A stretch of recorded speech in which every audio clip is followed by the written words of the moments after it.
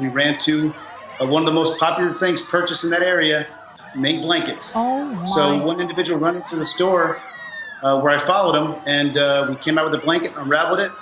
As we're unraveling it, a bunch of other people in the vicinity came to the rescue, and we moved towards the building. And lo and behold, after contemplating with the mother for a few moments, please throw your baby, please throw your baby, she did just that. She threw her baby. And, oh my gosh. I was going to ask you that, how hard it was to persuade the moms to drop the babies out the window, because, that's so counterintuitive.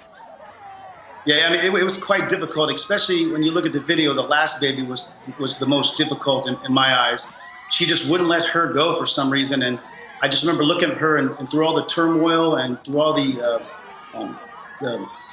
commotion going on, I just begged her and pleaded her, please just throw the baby down. Please just throw her down. And I just remember her screaming at the baby, I love you, I love you, I love you.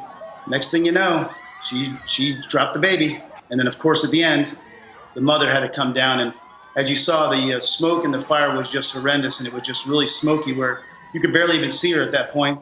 And, everybody was screaming, and I was just yelling up to her, you have to jump, you have to jump, you have to jump.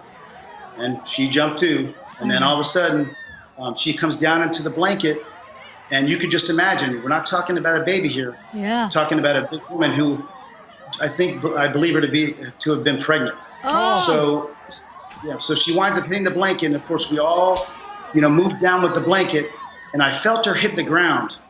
And believe it or not, somebody before all that, during all the commotion, somebody had put 2 cushions underneath the blanket on the ground. Just kept yelling at, talking to her, you're alive, you're alive, you're alive.